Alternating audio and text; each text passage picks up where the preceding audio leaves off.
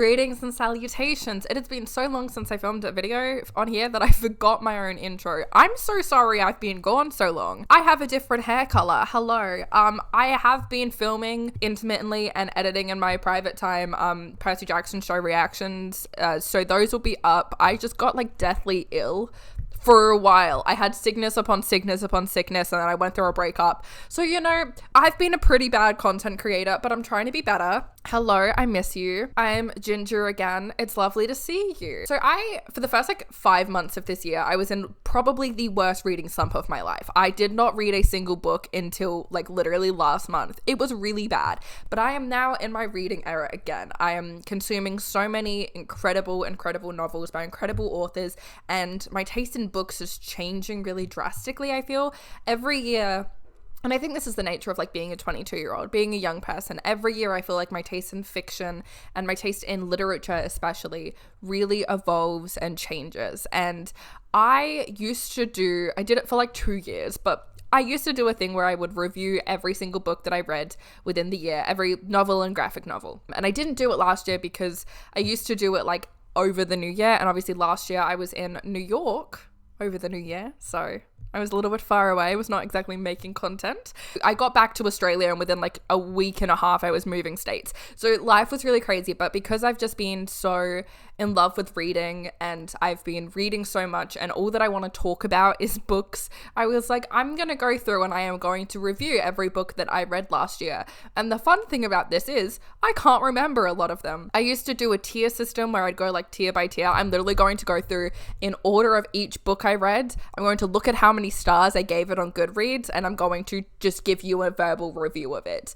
There is no coherence to this, but have fun.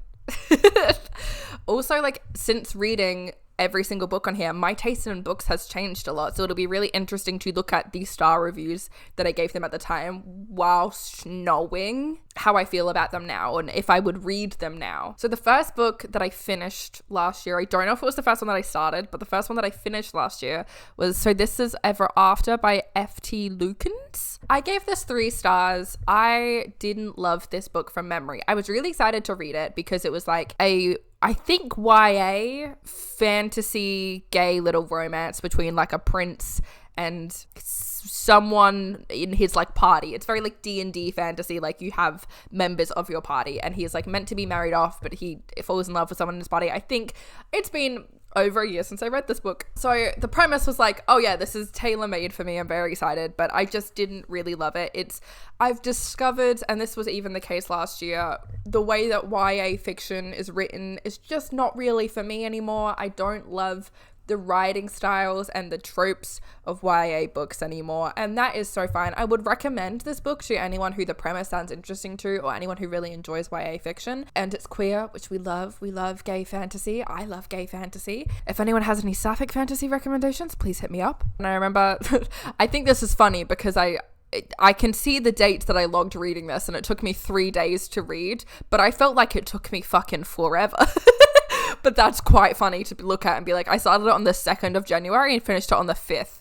Get a grip. The next book I read was a reread. It was Harley Quinn, The Rebirth, the deluxe edition, book 2. I was doing a huge Harley Quinn Rebirth reread before I went forward and read what is the next DC universe line called? I don't even know. But I was rereading it before I went forward because I didn't own her Rebirth stuff in a collected edition. I read all of them as like single issues. So I bought the collected editions and I was rereading them all. I gave this 4 stars. It's my favorite of like the Rebirth collected editions, I think, from memory, but I am generally not a huge fan of the Rebirth run of Harley Quinn. I'm not the biggest fan of it. I don't love kind of a lot of the implications of Harley as a character that Amanda Connor and that team kind of brought into her, and I know that they wrote her for a very long time, and I really enjoyed the comics when I was younger. The older I get, the more I don't love the implications that they kind of have for Harley and her character, especially in the long term. Then we had Loathe to Love You by Ali Hazelwood. I had read some of these beforehand as like novellas on Kindle. I rated this 3 stars, and the reason for that was I really loved the first story and I liked the third story a lot. I didn't love the second one, and I thought the second and third were huge downgrades from the first novella in that collection of short stories.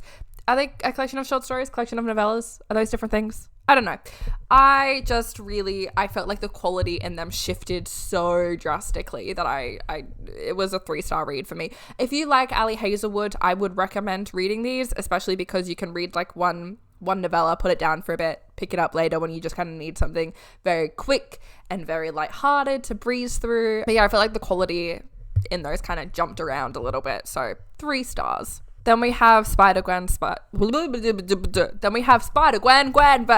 I can speak. Promise I can speak. I gave this 3 stars. I stand by that. I didn't think Gwenverse was it was fine. It was very middle of the range. If you like Gwen Stacy, if you like Earth 65 Gwen Stacy, like Spider-Gwen, you will like this. I don't love that rather than getting like any long-term Gwen stories, we're just doing a bunch of like we're just doing a bunch of short runs with 5 issues where like we can't really do proper fucking anything. And I'm a hypocrite because I have loved like Spider-Gwen Ghost Spider was one of my favorite runs that Gwen has had, which was a like 10 issue thing. I don't know. I didn't love it. I thought all the character designs for Gwen was cool. It gave me a lot of things that I was like, wow, I would love to cosplay that. But I didn't actually like love the story, and I just kind of don't love what they're doing with Gwen, at least in this point in comics. I'm behind on Gwen right now, so hopefully things have changed, but I wasn't a huge fan of this. Like, I enjoyed it. I thought it was fine. I did not think it was great. I liked the art more than I liked the story. Then we have The Secret History by Donna Tartt, which I cannot believe I didn't read until 2023. I am insane for that. Newsflash, The Secret History is maybe one of my favorite, like it's in my top 5 favorite books of all time.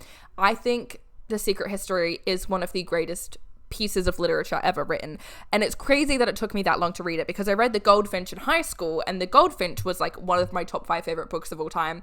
I think The Secret History is better, but I read The Goldfinch in high school and I was like, wow, this is like literature. It was right after I was going through like my like Stephen King reading phase, and I was reading a lot of adult stuff for the first time when I was like 15, and I thought The Goldfinch was like the greatest thing I'd ever read. And so I can't believe that everyone always talks about The Secret History. When people talk about Donna Tartt, they talk about The Secret History, and I cannot believe it took me until then to read it. The Secret History, if you have read If We Are Villains by M.L. Rio, which is another one of my favorite books, it is very similar to that. I read If We Were Villains first, not knowing how similar they are. They are very, very similar in premise and story structure. The Secret History is a... How do I even simply describe this novel? It is a murder mystery in certain ways, but it is truly this study about humanity and youth and human psyches and friendships and madness. It delves a lot into Greek mythology and the cult of Dionysus specifically, and our kind of human relations, like relationships with like a healthy mind, and what guilt can do to a person, and what having a secret can do to a person, and the way that it festers within us. But it's just one of the most incredible pieces of literature I've ever read, and I like, it is a piece of literature. I don't think every book I've ever read is a piece of literature, like it technically is, but I wouldn't necessarily call it that. It's like how not every movie you would call a film, because I'm one of those pretentious fucks. The Secret History I would, and I still haven't read Donna Tartt's 3rd book. I say I can't believe I took so long to read The Secret History. I still haven't read Little Friend. What's the other one called? I should, because I'm a huge fucking fan of what Donna Tartt writes. She's obviously one of the most talented authors that has potentially ever lived. And yeah, I still haven't read a 3rd book, so sorry, Donna Tartt. Really loved The Secret History though. If you take any book recommendation from this video specifically of like a book that I read last year, I think it should be The Secret History. It is ridiculously fucking phenomenal. Then we have The Six Wives of Henry VIII. It is a non-fiction by Alison Weir. Alison also has a series where she's got like fictionalized accounts of the kind of the Six Wives of Henry VIII, and each one, it like follows a wife. There's 6 books in the series. Really want to read those. Those are fiction. I have not read those. This is her non-fiction biography about all 6 of them. I got really into Six the musical, as most theatre kids do. I got really into it years ago, but after seeing it in person, I was like, okay, I really want to do more research into these women in a historical sense, because obviously Six is not like a historically accurate musical. And everyone that I talked to, every Google that I did, said if you want to read a biography about all 6 of them rather than reading ones about them as individuals, which I also wanted to do, it said to read this one specifically. So I gave this 4 stars. I thought it was great. It is a very it's very heavy content. I took a long time to read it. I started it in 2022 in November and I finished it in January because I would read kind of a section of a queen and then put it down and read something fiction and then pick it back up, because it is heavy, because all of these women lived pretty traumatic lives, and it's all kind of, the information is given to you in a very non-biased way, which is very nice and what you kind of want from a biography. But it's also like, you know, it's very, it's like you're studying. You're getting a lot of information without it necessarily feeling like it's not necessarily written in like a, you know, when you kind of have like those non-fictions that are written kind of like very pop non-fiction, where it's made to read in a really fun way. This isn't necessarily that, and that's not to say it isn't a fantastic read, because it was, and it was very informative, and it was exactly what I wanted it to be and exactly what I want from a non-fiction. But like, it is a very heavy account of those women's lives, and it's quite a brief one. It's like a 700-page biography, but obviously you're covering so many different women within that, and there is just more documentation on some than others, because that is a true history fact about those women. So it's just, it can be a lot. So I really recommend it. But I think the best way to do it is to kind of take breaks while you read it, so that you don't get overwhelmed with the tragedy that was these women's lives, because they were tragedies. Next up, we have the Young Avengers Omnibus, the more recent run of Young Avengers. I want to say it was either 2013 or 2015. One of those, can't remember which one. I love Young Avengers. This is one of my favorite like comic runs ever. I think it's so fun. I gave it 4 stars because like, yeah, I reserve 5 stars for the good shit. I'm very stingy with my 5-star reviews. If you want to pick up a comic, if you're new to comics, or if you're a veteran, if you just want to pick up a really fun read either run of Young Avengers, but this one is easier to like find nowadays, because I think the 2005 run is technically out of print. So if you want to read it physically, it'll be a lot easier to find this run than the other, and you don't need to have read the prior run. I think it's beneficial to, but you don't have to. You absolutely can just pick this up, start off here. It's very, very fun, especially if you're like someone who wants to get into comics because of recent MCU stuff. Obviously, you have America Chavez, and you have Kate Bishop, you have Wiccan. Like, you have a lot of the characters that are prominently in the MCU who are building up to a Young Avengers team in the MCU. If the MCU continues, the MCU is in a state, but that's another fucking topic. The next book is A Young Women by Jessica Moore. This was a book that I had never heard of before. I just picked up in a bookstore and thought it sounded cool, so I took it. It's basically this tale about a young woman who I think has recently moved to a big city, or it just feels kind of out of place in her life, and she befriends this actress who is like part of, like, she lives like this elite lifestyle. Like, she lives like she's, and I think she does have a lot of money, and she lives in this like completely different like economic bracket than the main character does. And they form this friendship and this bond, and eventually allegations of SA, is that YouTube friendly to say, come out against a director that this actress was known to work with. And it's the story about this main character kind of grappling with the fact that she's pretty sure this friend of hers was sexually assaulted, but isn't coming forward about it, and isn't one, telling her, and 2, isn't kind of coming forward and helping the case. And it's this kind of dissection of the way that we treat women who have had these awful things happen to them, and how we put this responsibility on them to be brave and step forward, and how that's really not fair to these people, and how we judge victims and we say that we would do this differently if we were in their circumstances. And it's this kind of dissection of that within this story of friendship between 2 young women, and it was really, really good. I gave it 4 stars. I really liked it from memory, so slay. Then we have Fleabag, The Scriptures by Phoebe Waller-Bridge. This is quite literally just the filming scripts for Fleabag, both seasons. I give it 5 stars. Fleabag is my favorite show of all time. Fleabag is a perfect piece of television. The scripts are fucking phenomenal to read. Even just like the directions, it's heartbreaking, and it gives new life to being such a huge fan of the show, especially as someone who, like, I want to write for film or television someday, or I want to be an actress. I have 3 pipe dreams in life. One is to be an actress. One is to write a short like a mini series or a film, and the other is to be a published author. They're my 3 pipe dreams in life. I will achieve none of them, I'm sure.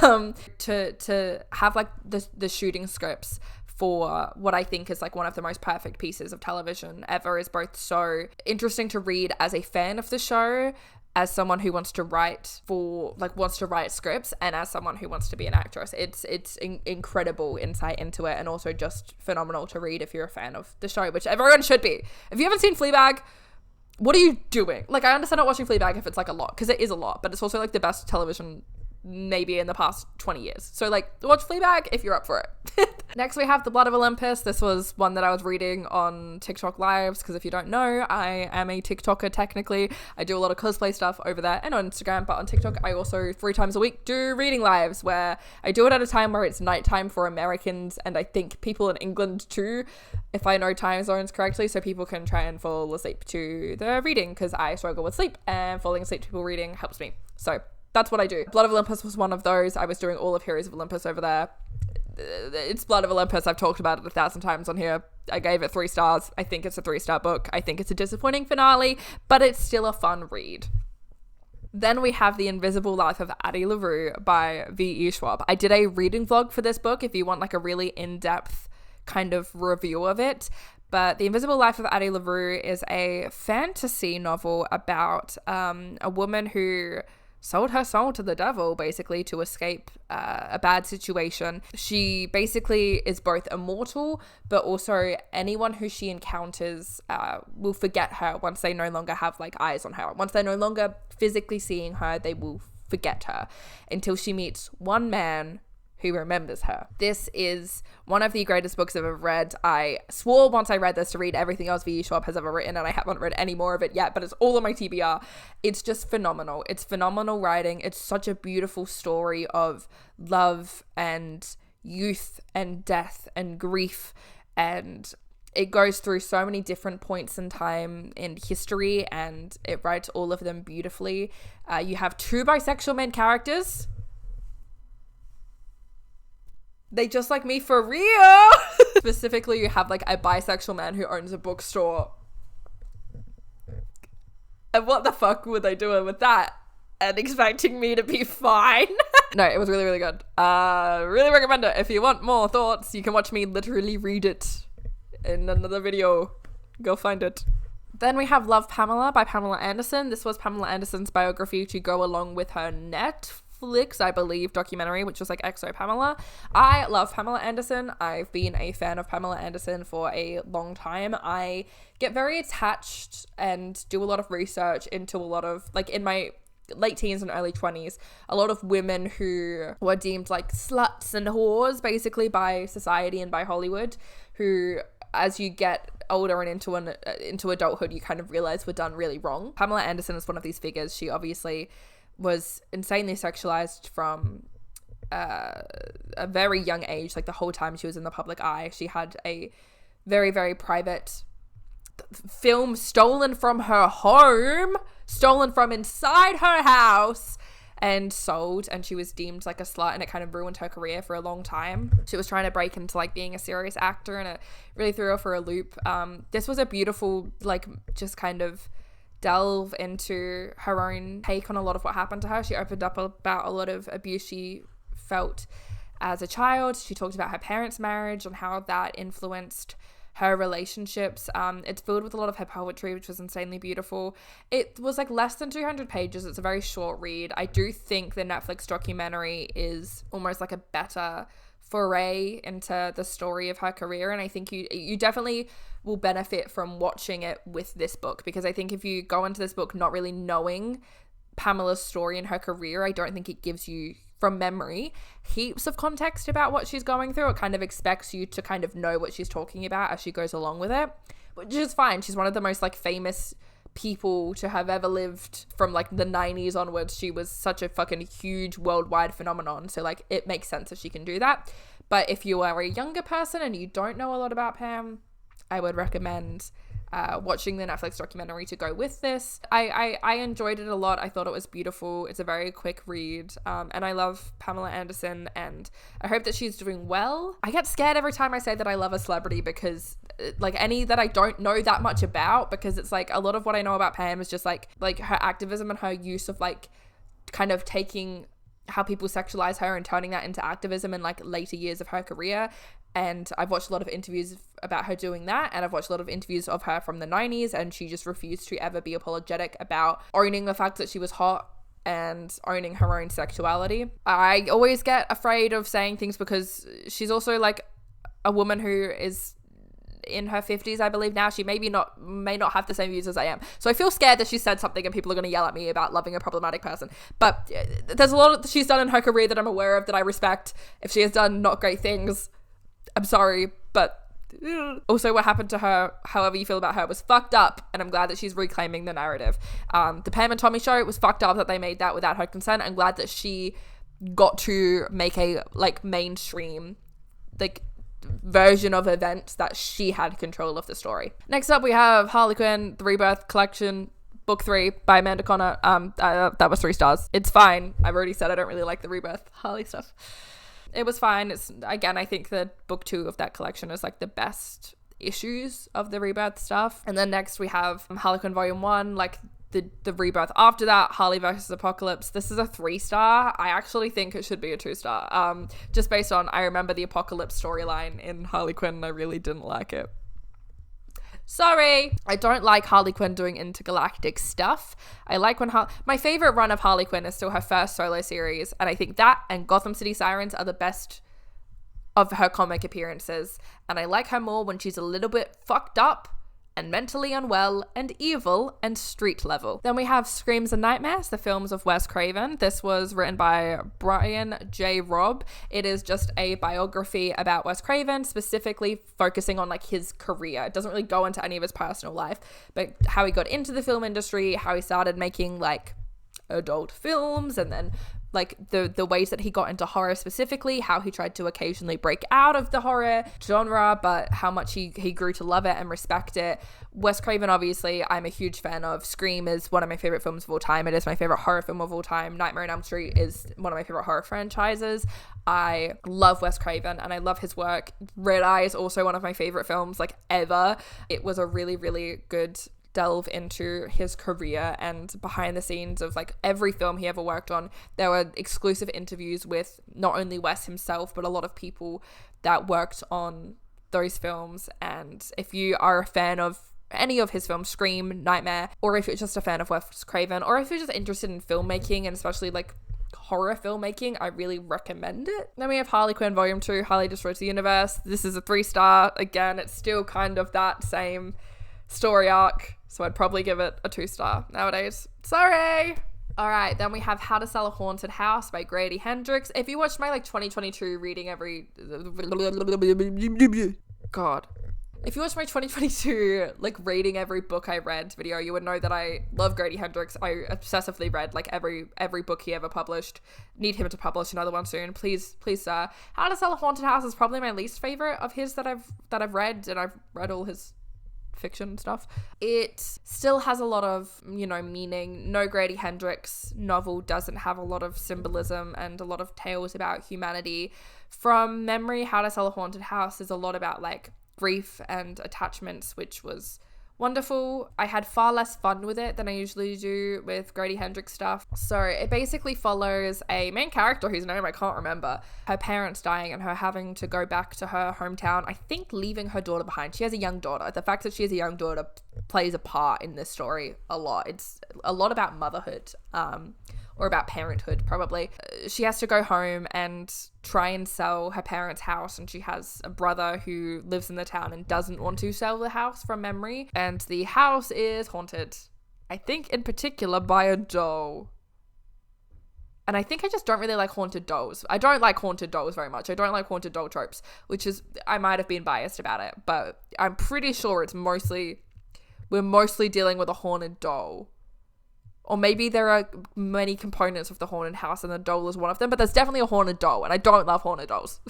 Then we have Daisy Jones and the Six by Taylor Jenkins Reid. If you don't know the premise of this, you've been living under a rock. I reread this after the show came out. Daisy Jenkins Reid.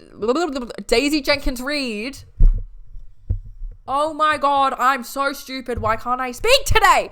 Daisy Jones and the Six by Taylor Jenkins Reid is basically Fleetwood Mac fan fiction. It is a book set in the style of like interviews that follows a band telling the story of how their band formed and broke up drastically in the late 70s, mid to late 70s. It is very much so Fleetwood Mac fan fiction. I reread this after the show finished because I hyperfixated on the show. Shocker. It's 5 stars. It was 5 stars when I first read it. It is 5 stars now. I love Taylor Jenkins Reid. Obviously, I love all of her stuff. I love Daisy Jones and the Six specifically. I used to think I was like an Evelyn Hugo. Like, Evelyn is my favorite Taylor Jenkins Reid book, but I thought of her like main characters, the one that I took after the most was Evelyn. The older I get, the more I realize that I'm 100% in all of her best and all of her worst. I am a Daisy. Then we have Frozen, Polar Nights Cast into Darkness by Jen Kalanita. This is literally a book for 8-year-olds. This is a book for 8-year-olds about, like, set after Frozen 2. It's about Anna and Elsa. There's a celebration going on in Arendelle, but spirits are messing with it. I gave this 3 stars. I had fun. It's meant for 8-year-olds, but it's a good story for 8-year-olds. I read this primarily because I am a party princess, and at the time was working with the company in Adelaide that I worked with, where I was doing like Elsa parties like all the time, and I was just always scared that the kids would like bring up some piece of content for Frozen that I hadn't read or seen. So I was very much so like, even with like novels meant for 8-year-olds, I was like, I will be educated on this so that I will never be caught out not knowing anything. No kid will ever not believe that I am the real Elsa. You know what? Good for me. Good for me. Then another reread for TikTok Lives. We have Percy Jackson's Greek Gods. I gave that 4 stars. I think that's a really fun way to get into like actual Greek myths if you've only read Percy Jackson. I think the Greek gods and Greek heroes we'll talk about in a second are both really, really fun ways to get young people into actual myths and reading them. Then we have Spider-Man Life Story by Chip Zdarsky. I actually don't know if that's the writer or the artist. I gave this 5 stars. This is one of my favorite Spider-Man comics ever. If you want to get into Spider-Man and you don't know where to start with comics, I recommend starting with Spider-Man Life Story. It follows a lot of like iconic moments in Spider-Man's life in everywhere we see him in comics. It follows that very closely while also aging him properly through time. So we see him like get old as well through the progression of these iconic moments in Peter Parker's life. So you kind of cover all of these iconic moments in Peter Parker's life, but in a way that is different than just reading them in the history of his life. It's beautiful. It makes me cry every time I read it. I really recommend it. Then we have She-Hulk Volume 2, Gen of Hearts by Rainbow Rowell. I love Rainbow Rowell's She-Hulk run so much. I love it so much. She-Hulk is one of my favorite Marvel Comics characters, and I loved her in the MCU. People who didn't like the She-Hulk show, catch these hands. I'm so serious. Yes, the effects look bad sometimes, but besides that, it has no flaws. Fuck you. I love Rainbow Rowell's arc of She-Hulk. I also really love like the Carry On trilogy by Rainbow Rowell. I have heard that some of her earlier works are maybe a little bit insensitive. I haven't read them. I can't comment on that. I'm also a white person who is not educated or the right person to be commenting on that. But everything that Rainbow Rowell has written for Marvel Comics, I have really, really enjoyed. I also think this is a great story to jump into comics. She-Hulk is a really, really fun character. These stories are pretty both street level and also very, very easy to jump into. You don't need other knowledge of the universe. They're very, very beginner friendly, but they're also just really fun. Even if you're a comic veteran, they're a great representation of Jennifer Walters as a character. It's pretty much just about Jennifer being a lawyer and dealing with different cases and dealing with different aspects of her life. I think this is the one where we start getting into a little bit of romance for her. Yeah, I love Rainbow Rowell's run of She-Hulk. I really recommend it to both beginners to comics and veterans of comics. Then we have Illuminae by Jay Kristoff and Amy Kaufman, who are 2 Australian authors. So that's kind of like, I remember my sister reading these when I was like a tween and like going to like book releases and like meeting the authors, and she recommended them to me and I was an idiot and didn't listen to her. But when I was in Melbourne last year for us Comic-Con, my friend Jacinta really recommended them. I went to a bookstore before I flew home because I need to read a book on the plane, and I bought the first book and I loved this. This is basically it's a sci-fi trilogy. They're each focused on like different ships, like spaceships in this world, in this timeline, and they're basically going through file logs. So you have letters from characters to each other, like digital logs of them talking,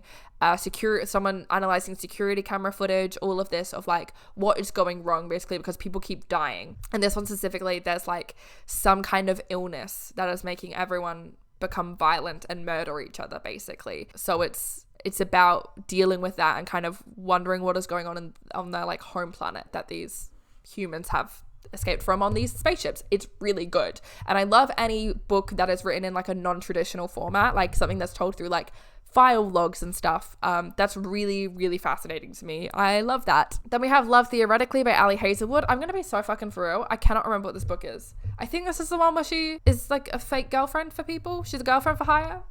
I truly couldn't tell you. Ali Hazelwood, love that you have a naming convention with all your novels. However, it means that I can't remember them.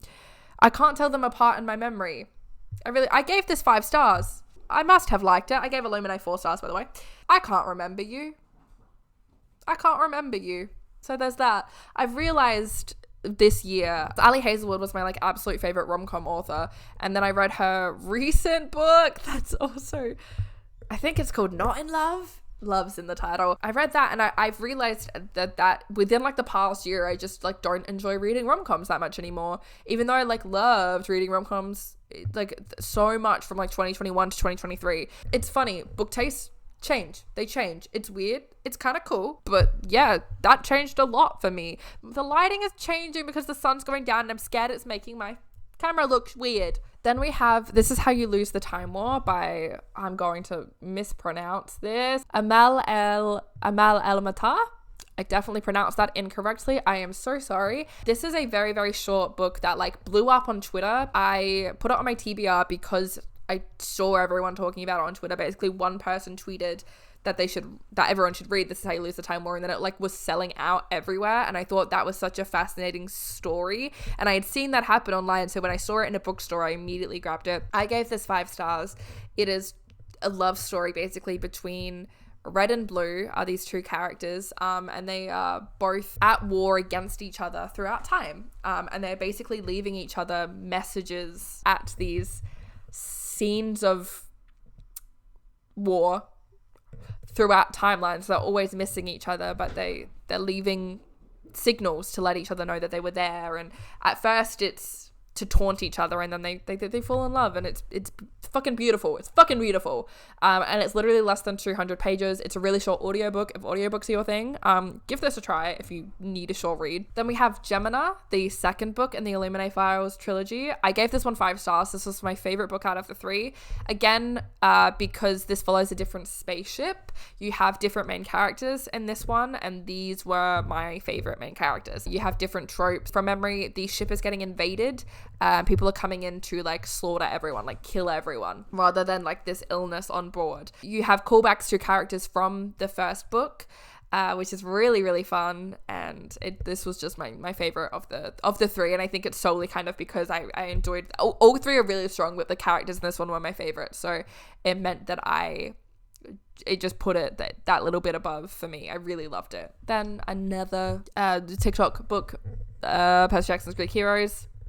This one's 3 stars. Apparently I like this less than Greek Gods, but I still think this is a really cool way of getting young people to read the actual myths. Thanks, Rick Riordan, for your work. Then we have Obsidio, the 3rd book in the Illuminae Files. I gave this one 4 stars again. This one, I misspoke earlier, is basically like kind of following everyone on like the ground level. So like the other 2 were the spaceships, and this one from memory is like everyone on the actual planet that they were like fleeing. You call into like the other characters, obviously, because it's a conclusion to the trilogy, so all 3 stories come together very nicely.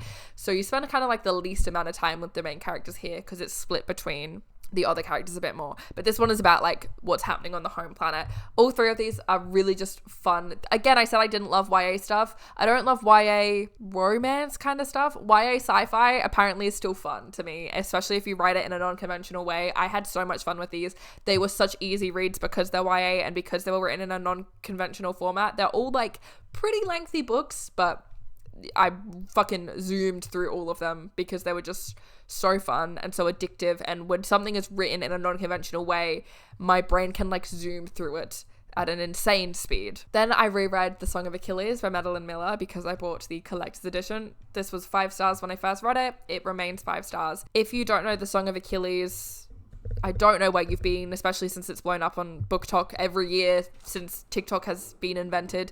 It is a beautiful, poetic retelling of the myth of Achilles, focusing on his relationship with Patroclus.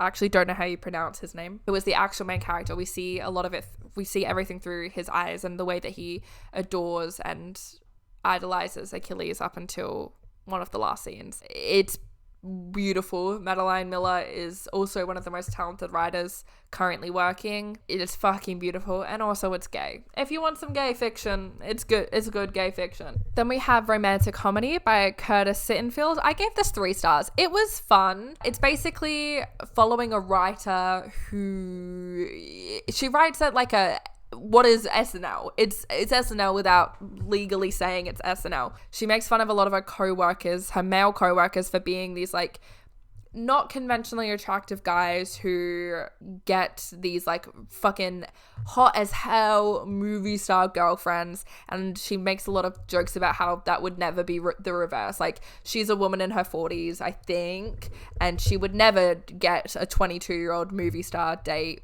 That's so funny how that works gender-wise. And then she does hook up with like a really hot 30-year-old actor. And it's kind of focusing on that relationship. It's a rom-com. It's literally called Romantic Comedy. Wasn't my favorite rom-com I've ever read. Also, a lot of it is like focused around them being comedians and them being funny. And there's a lot of things where she's like, I've written this sketch and I need everyone to appreciate how good it is. And then they put the sketch in the book and they're just not funny. And so when all of her co-workers are like, yeah, we're going to pass on that, I'm like, I actually agree with them, which is like bad. You're not meant to. And that was like an issue that I had with this book, was I wish that like, because I've read other books where like characters are comedians, a lot of the time they just be like, they're a comedian, and you never read their work. And I think that's important because comedy is subjective and really hard, especially to pick up on just a written page. And like, if you're trying to describe a comedy sketch or stand-up comedy, that can be hard to translate on just a page. And I think the fact that a lot of the time, a lot of this was about her being overlooked as a woman at work and not being taken seriously in her job as a female comedian, which is a real problem. Like, female comedians really struggle with that. And I get that, but I didn't like her work, so that made that harder for me. Next up, we have Convenience Store Woman, which is a Japanese, I believe. I'm going to assume so because it's set in Japan, by Sayaka Murata. I've definitely, again, pronounced that in a terrible white English way. It is a story about a Japanese woman living in, I can't remember where in Japan this is set, but I believe it's a major city. Again, a very short read. I get this 4 stars. I really loved this. It's basically about this woman who works in a convenience store, and she's probably about middle-aged. I feel like she's in her 30s or 40s. She's unmarried. She doesn't have kids, and she loves working in this convenience store, and she doesn't have higher prospects, and everyone in her life thinks she's insane for this and crazy, and are constantly trying to, encourage her to focus more on her career or focus more on finding a partner, a husband, having a family, all these traditions that we shove on everyone in society, but especially in Japanese culture, and about her just rejecting all of that and having fun and just loving her very simple life in this convenience store. The main character, in my opinion, was very autistic coded, so I felt seen. I enjoyed that a lot. And it was funny, the other day I was Googling like books to read if you're a woman with autism, because I'm trying to come to terms with that. And I just recently read Strong Female Character by Fern Brady, and she mentioned a book in that really helped her come to terms with her own, autism, and I was looking for more books to read like that to help my brain out, and that was one of the books recommended, and I was like, that's not the kind of book I was looking for, but thank you so much, Google. That's quite funny. Next up is one of my favorite books I read last year. It's called Unlikable Female Characters, The Women Pop Culture Wants You to Hate. This is a nonfiction by Anna Bogatskaya. I'm so sorry, babe. I gave this 5 stars. I would reread this in a heartbeat. I wrote down a quote in my Goodreads review. I don't write reviews on Goodreads. I literally just use it to track what I've read and give them star ratings because otherwise I forget. But I've written down, likability is too silly a rule book. It limits the characters and limits our imaginations. This is a nonfiction book literally just going through iconic, unlikable female characters in the history of pop culture. I think each chapter is a different trope, and then you will break down multiple characters throughout the history of pop culture. Some are really recent. You have like Villanelle from Killing Eve. Some are from films from the 1930s, 1940s. Just unlikable women, or the characters that are built to be unlikable, or that audiences found unlikable in fiction, and going through breaking down these tropes, why that's so boring to limit a character to those things, and how often these are some of the most interesting, influential, fan favorite characters in these pieces of work, because being unlikable is such a limitation for women. Like, women can be so much more than that, and often the most interesting things women can be correlate with being unlikable. It's, being the slut, the bitch, whatever. Oh, so good. Then we have Bunny by Mona Awad. I gave this 4 stars. This is a wonderful little...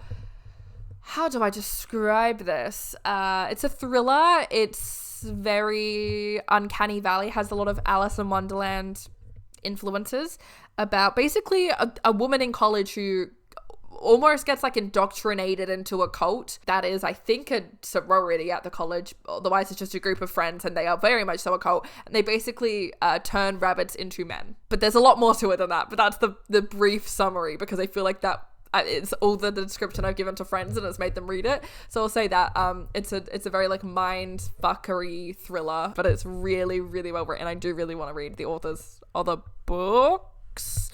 There's one book in particular I see in bookstores, but she might have multiple. Then we have Marvel's Spider-Man Miles Morales Wings of Fury by Brittany Morris. This is a novelized prequel to the Miles Morales game. I finished replaying Spider-Man like on PS4 and wanted to read this prequel novel before I replayed Miles Morales game, because I never read this when it came out. I gave it 3 stars. It's fine. It's a cute little Miles Morales story. It like also goes right into the beginning of the game, like the Spider-Man video game prequel novel does. Yeah, it was fine. I can't remember the plot, if I'm being honest. Then we have Paris the Memoir by Paris Hilton. This is Paris Hilton's memoir. It's an autobiography. I gave this 4 stars. Paris Hilton is not a great person. She's generally just not the best human being. She's done a lot for pop culture that I think is iconic and funny, and I kind of like is a bit of a slave for her. But she's also like, I'm well aware, like has a history of like racism and homophobia, and I'm not trying to excuse that or encourage people to support her, but this was such a fascinating read, because like truly she is such a pivotal kind of figure in especially early 2000s pop culture, which is when I was growing up. She was on every magazine that I ever saw when I was a child, and so to kind of hear her story of events, especially as a woman with undiagnosed ADHD, it was just incredibly fascinating to read what that kind of culture was like to live through. And she also goes very, very in depth about her experience as a troubled teen, like someone who was sent to troubled teen camps that she broke out of 1,000 times and was sent back to so many times, and the way that she was quite literally abused by them. And in her adult life, she has been a huge spokesman against them, and is like trying to get bills passed to shut them all down and make it illegal to have these kinds of camps and everything, which is incredible. Thanks to her for doing that. So it's a really interesting kind of tale of all of that, as well as a tale of her like club life in the early 2000s, and her coming to terms with her ADHD, her having a revenge porn, because that happened to her. We all laughed and pointed at her, but that happened to her again, like with the Pamela Anderson thing. I think it's really interesting to go back and look at these women with respect and let them reclaim their history, because all of the things that happened to them were fucked up and not their fault. Also, I learned from this that her sex tape, when it was like sold, her sex tape, sorry, the revenge porn of her when it was sold was dedicated to the victims of 9/11. I know Carly Thorne, Uncarly, has made a joke about this in her review of this book, and like, she would have made funnier jokes. I love her. Everyone listen to Girl Historians. It's my favorite podcast at the moment. But like, everyone needs to you can't talk about this book and not bring that up. The next we have is Tomorrow and Tomorrow and Tomorrow by Gabrielle Zevin. Another of my favorite books. I bought this for my boyfriend at the time for Christmas. I have no idea if he's read it. Hope he did, because I thought he would have loved it. This is one of the most beautiful books I've ever read. It is just it's a love story between two friends who create video games. Their love of video games as an art form and their love for each other, and the story of their friendship across many, many decades of their lives and other relationships that they have. It was incredibly beautiful to read a story that is so clearly and 100% a love story that is between a man and a woman, like platonically. Like it's a friendship. It's a love story between two friends, and that is so rare, and it was just one of the most beautiful things I've ever read. 5 stars, obviously. Then we have The Son of the Star, an Nico D'Angelo adventure. This was, at this point in time, definitely I was reading this for TikTok lives again. I gave it 3 stars. I was vocal about it at the time. I'm vocal about it now. I don't think this book is great, and that's really disappointing because I love Nico and Will, but I don't think it's a great novel. Then we have another non-fiction about women in Hollywood, because I'm me. Hi. We have Women versus Hollywood, The Fall and Rise of Women in Film by Helen O'Hara. I gave this 5 stars. This is a beautiful non-fiction about like the rise and fall of women in film and women's relationships with the film industry and with Hollywood, going back to the birth of Hollywood. It's very much so focused on Hollywood, so this is not an international account of women's place in the film industry. This is very much so an account of women in Hollywood, but it goes from like the beginning of Hollywood and how women really pioneered that. We had female directors and writers and how we were shoved out of that system, and it chronicles all of that. It chronicles women in film during, when we brought in the code and everything, and women could basically no longer be sentient beings. And the ways that basically women just created a lot of what Hollywood was, and then were forced out of the industry and were never paid enough, following up to like the Me Too movement. I wrote my research project, if you're South Australian, you'll know what this means, about basically this exact thing. So it was really, really fun to read a concise novel about it, because this was something I did a lot of like studying about in 2019, where information was very different. I focused mine much more on Me Too, and how the Me Too movement impacted women in film, and how that was kind of like a parallel to history of women in film and women's treatment. But it was just really, really fascinating. If you care about women in film, if you want to work in the film industry, if you're a fan of women, if you're a fan of film, I really, really recommend it. Also, if you can't tell, I love reading non-fiction books about the film industry and the history of it. If you have any recommendations for those, please give them to me. Please. I am begging you. I love film. I love reading about film. If you can't tell, it's one of my special interests. Then we have Poison Ivy Volume 1, The Virtuous Cycle, which is the first trade paperback compendium, I guess, of the current Poison Ivy run. I gave it 5 stars. This is a fucking perfect comic. It's still, every new collection of it that comes out is like one of my favorite things of all time. It's a beautiful story about like Ivy just deciding that humanity should die, and her creating this like fungus that is going to like poison the earth, and her kind of going on that quest. But more so than that, it is a story about Ivy falling in love with humanity again and remembering that good humans exist. It's also gay. It's very gay. Poison Ivy, I think, only has female love interests throughout the duration of it. Don't think she has any except Harley in the first volume, but her and Harley have broken up. She's just sad about it. But it's a lot about her basically finding hope for humanity again. But also it takes Ivy seriously as a character outside of her relationship with Harley Quinn, and also as like a threat, which is rare in recent Batman-centric comics. So I am a huge fan. Iron Cat by Jed MacKay, 5 stars. Anything Jed MacKay writes for Felicia is 5 stars for me. I love everything he has done with the character and for the character of Felicia Hardy. Then we have The Fellowship of the Ring, the Lord of the Rings book 1. I watched Lord of the Rings for the first time in my life last year. I showed my mum the D&D movie and she went, Ashlee, if this is what you like, if playing this game, this Dungeons and Dragons game is what you love to do, you need to fucking watch Lord of the Rings. So she sat me down. And over the course of a week, we watched all of the Lord of the Rings extended editions. And yeah, I fucking loved it. Shocker. So I immediately read the Fellowship of the Ring. I read the illustrated edition. I have the illustrated edition of the Two Towers as well, and I still haven't read it. I keep kind of forgetting that I own it. In my defense, I moved and it's in a box somewhere. But I loved it. I loved it. It's a really good book. I actually think, like, I was nervous about reading it because of when it was written. I'm not a huge fan of a lot of classics because I can sometimes struggle with the language of pretty much anything written before 1910. I will struggle with. So I was actually fine with this, and I thought it was a beautiful world, and I loved seeing so many extra kind of little characters and fun little things about this world. I read it along with listening to the audiobook that... What the fuck is his name? Gollum. Andy Serkis. I read it along with the audiobook. Like, I listened to it as I read, which was a wonderful experience. It's what I want to do with the next book, but the audiobook is like $40 extra, so I keep being like, I won't read it yet. Really recommend that if you're financially able to read, or if you can just listen to audiobooks. I'm a freak who I can't focus if I'm listening to just an audiobook, so I had to listen to the audiobook and read along, which is not the best and most cost efficient way to consume a book, but I really love doing it. So Harley Quinn, the animated series 2, Legion of Bats, 4 stars. I love the Harley Quinn animated series tie-in comics. Didn't love this one as much as the Eat Bang Kill Tour. This is set between season 3 and 4, but I still had a lot of fun with it. I can't remember the plot. Then we have Harley Quinn Reckoning by Rachel Allen. This is the first of a trilogy of like Harley Quinn original novels set when she's in college. It's a YA novel. I gave it 3 stars. I kind of think that's generous. I will eventually finish reading this series. I didn't love it.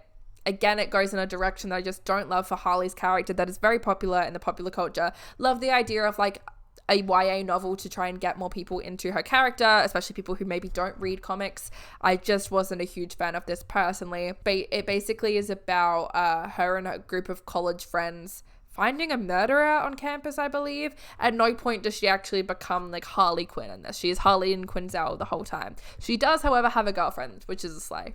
We love letting Harley's bisexuality actually let her date women. Next, we have Patricia Wants to Cuddle by Samantha Allen. This was a horror novel because it was October, like nearly Halloween, and I was like, I haven't read any horror novels all month. I must. This is also a very, very short read. It's like 200 pages max, I want to say. It is this story about a bunch of reality TV competitors. It's like a Bachelor style show, I want to say. They go for their final like expedition. They go to, you know, the top 5 or 6 girls, whatever, they go on holiday like they always do in those shows. The show is out of a budget, so they go to this like remote little island that like no one lives on at all, and there's basically like a Sasquatch Bigfoot kind of creature living there that starts picking them off and murdering them. Her name is Patricia. The idea is Patricia Wants to Cuddle. It's really fun. I gave it 4 stars. It is a breeze. I love anything that's like a parody of reality television like that, especially if it's like The Bachelor sort of things. I love that shit. So to have that in a horror novel, I thought was just so smart and so funny. And they have this like really good balance of like the characters being like unlikable, but you're still well aware of their like their humanity. So you don't want them to like die, but they're also like the worst. Which is really fun. Then I read Reluctant Immortals by Gwendolyn Keist. Another horror that I read really quickly before Halloween because I was like, I have to read horror novels the week of Halloween. This is basically about characters from iconic classic horror stories, like the love interest from them. So it's from Dracula and another one. I'm blanking, but it's about the women from those classic horror stories, the love interests having to live on and deal with their immortality and their trauma from what men did to them. And then at some point, one or both of those men who committed that trauma against them come back and they have to like defeat him. Gave this 3 stars. I really liked the premise. I didn't love the execution. Then we have Harley Quinn Volume 3, The Trials of Harley Quinn. I gave this 3 stars. I've said it before, I don't love that run of Harley Quinn, but I was rereading all of it and you have to get through it, but not a huge fan of it. My camera is getting fucked up. I wonder if I turn my light on if it'll help. It'll just make it very yellow in here. Has that helped? I'm not sure if that has helped, but I'm gonna go with it anyway. I feel like that's giving a lot of different vibes in the lighting now, but we're just gonna go with it and pray. Pro tip, don't film YouTube videos right as the sun is setting. In my defense, I thought I would be finished. I've been filming for an hour and 20 minutes. I thought I would be finished by now. So I thought I would make it before the sun started going down so drastically. Sorry.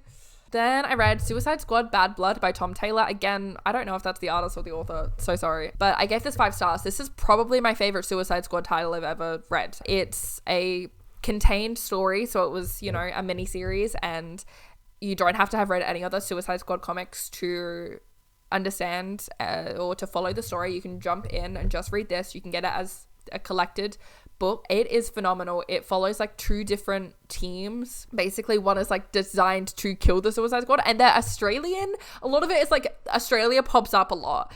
They literally go to South Australia in this comic. I've never read a comic that has acknowledged South Australia's existence in my life before this, and it was like a prominent, like a whole issue is like set there. It's crazy. But it's basically about this other team trying to kill the Suicide Squad from memory, and the Suicide Squad being like, hey, we're actually not your enemy. Like, you're coming at us for revenge, but we have a common enemy here, and it's not us, it's the government. That's slay. I really love it. If you want to read a Suicide Squad comic, whether you have read them before or not, I would recommend Suicide Squad Bad Blood. Then we have Yellowface by R.F. Kuang. This is a novel about a white author, like, witnessing her friend, she witnesses her die. Like, the white friend witnesses the non-white friend die in front of her. The white friend has always been a little resentful of this other friend for like having more success, as they're both authors. The one who's just died has far more success than the main character, and the main character has always just felt like that's unfair and that's not cool. So before she like leaves the apartment and reports the deaths, she steals her manuscript for her upcoming book that is specifically about her culture, and she publishes it under her own name, but like an ethnically ambiguous kind of pseudonym a little bit, just like changes her last name to be a little bit ethnically ambiguous, and basically commits literary yellowface. And it's this very, very funny, horrific read, because everything the main character does, you're like, fuck, do not do that. That is the worst thing you could do in this situation. Oh my god. And she just does it. And the whole time you're reading like with like your hands covering your eyes. R.F. Kuang has like multiple like PhDs and like has just studied a whole lot of like Chinese history. I believe the book is about Chinese history specifically. It's just so fun and witty. It is her first like contemporary novel, I believe. I need to read everything R.F. Kuang has written because it was intoxicating and so much fun, and I hear phenomenal things about both the Poppy War trilogy and Babel. I own the first Poppy War book. I need to read it. Oh my god, read this book. It's so much fun. And like also I think a very similar real thing just happened. Like within the past month on Twitter, I've seen things about like an author doing the same thing that is written about in this book. So like fun time to read. It's kind of topical. Then we have Check and Mate by Ali Hazelwood. This was Ali Hazelwood's first YA novel. It's about chess rivals. There's one thing about me, I love a rom-com about rivals to lovers. I'm not an enemies to lovers person. I am a rivals to lovers person. I think that comes from my love for Perciveth and Perciveth fanfiction. I gave this 4 stars. It's not my favorite thing Ali Hazelwood has written, but it was really, really fun and really cute. And it's great that she has written something that is YA so that teenagers can read her stuff rather than reading her adult work, because there's a whole problem with teenagers reading stuff that's for adults right now. And I don't just mean like reading things with adult themes. I mean reading things with intense sex scenes that maybe you shouldn't be reading at 13. I'm a hypocrite because I was reading fan fiction at that age, but like, you know what I mean? So I appreciate that Ali Hazelwood has written something for YA people that I can like kind of give to them, because it's like a really cute rom-com that has some adult themes. It talks very healthily about sex and stuff without being like explicit, and that's cool. Then we have Harley Quinn Volume 4, The Final Trial. Still that same fucking Harley Quinn run. Still 3 stars. I don't like that run very much. It's fine. I don't have any actual, like, I don't think it's bad, but I just don't really like it. So 3 stars. Then we have With Great Power, How Spider-Man Conquered Hollywood During the Golden Age of Comic Book Blockbusters. This is a non-fiction novel about Spider-Man and Spider-Man films. Just a story of how Spider-Man, like, every film was made, and it goes through each, like, Spider-Man film, including ones that, like, never really came to fruition, like James Cameron's Spider-Man. It's a really fun read. It's informative. I gave it 3 stars. It wasn't like the best non-fiction film industry kind of thing I've read. I think it could have kind of been done better, but it's, if you're a Spider-Man fan or a film industry fan, it talks a lot about like, yeah, exactly how Spider-Man was made and how it became the phenomenon that it was as a film and the direct impact that it had on a lot of comic book movies. Then we have Harley Quinn Volume 5, Hollywood or Die. Guess what? It's 3 stars. But I'm done with that run of it now. Everyone cheered. Then we have The Ballad of Songbirds and Snakes by Suzanne Collins. This was a reread. I hadn't read it since 2020. Ballad of Songbirds and Snakes came out 2020, right? Whenever it came out, hadn't read it since. I reread it right after seeing the film. I went into the film not having reread it because I was worried that if the film, like the book was really recent in my mind, that I would have more issues with any changes that it made. I tend to do that with book to film adaptations. If I've really, really recently read the book, then I'll be more critical of the film than I need to be based on just the book and not accepting it just like as a film and looking at it as a separate piece of content. So I didn't read it before the film, but I reread it after. I think Ballad of Songbirds and Snakes holds up. I think it's a great novel. I think it's such an interesting dissection of President Snow as a character and about how someone can go from being like a sort of shitty person to like an evil tyrannical dictator. Also, I love Lucy Gray Baird. I am very much so more of like a Lucy Gray than I am a Katniss, so it's really fun to have a female main character like that within the story because she's such a different caricature to Katniss and they have such distinctly different strengths, but both of them are like so valid in their strengths as women. One is like, you know, Lucy is a little bit more typically feminine and she likes makeup and dresses and singing and she has all these like very, very typical things that, and I have beef with like 2010 feminism kind of viewed as like being weaker than being like a strong woman TM. Like Katniss kind of was without Suzanne Collins intending to write her like that, but like she kind of became a symbol of that. So for Suzanne to kind of write this female main character who was still so strong and so intelligent but exhibits all of those really traditional frivolous feminine traits was really, really cool and I loved. Then we have Mary Jane and Black Cat Dark Web. This was also written by Jed McKay, but it had to tie into some other story arcs that I didn't love. I gave this 3 stars. It's really fun. If you like Felicia or OMJ's characters, recommend. My official review was these bitches gay, good for them. And I stand by that.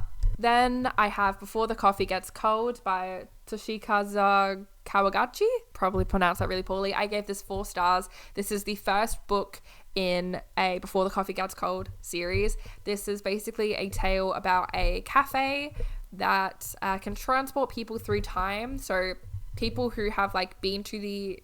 People can go to the cafe and sit in this one particular seat and go back in time, but they can only visit people who have been in the cafe and they only have until the coffee gets cold. They have their interaction, how long they can stay in the past is until the coffee gets cold. There are 4 basically short stories in this novel about different people going back in time, what their interactions with. It's utterly beautiful. I have been meaning to read the rest of the series since I read this because I loved it. I thought it was beautiful and heartwarming and sweet. And something that I really enjoyed about it is that like it's very specific in its rules about time travel. It's like you can go back and, you know, do things in the past, but it's not going to change your present. And I like just having that rule there. I think that also makes the interactions more interesting. There's a character who goes back in time and wants to like see her ex, and everyone's like, you can go back and see your ex, but it's not going to change the fact that you still broke up and you're still together today. You're not together today.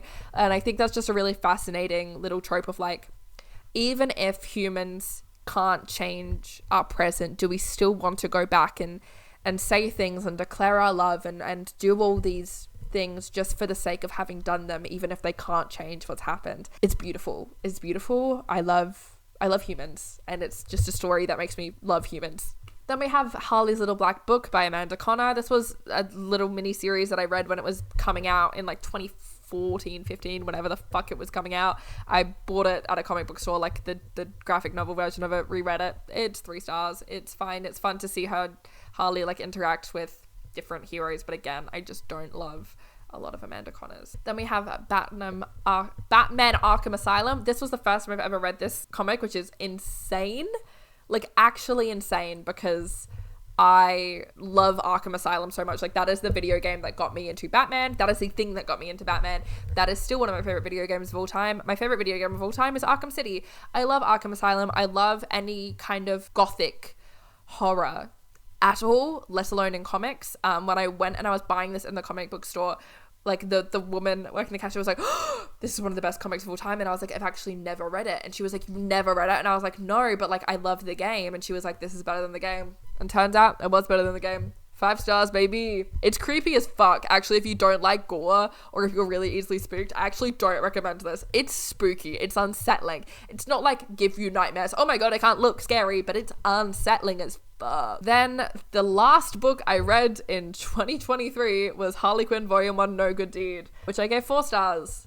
I like this run a lot more. We're off to a good start with this run. That was apparently the last book I read in 2023 because it was 2 days before I got on my plane to America, and then I didn't like finish any books while I was in America. I read a lot of the House of M omnibus because my partner at the time got that for me for Christmas, but I didn't finish it. And then the next thing I read was She-Hulk Volume 3, which I read on the plane back to Australia, and that was in January, so that's kind of funny.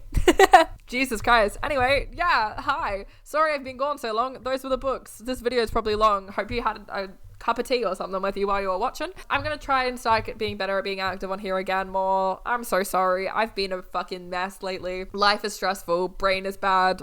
Was really sick for a while. Trying to cope. But I do want to be better at being active on here. If you want to see me, you can subscribe. I'm more active on Instagram and TikTok and Twitter and stuff, which will all be linked below. I also have Patreon or passes where you can support me and get bonus content if you want.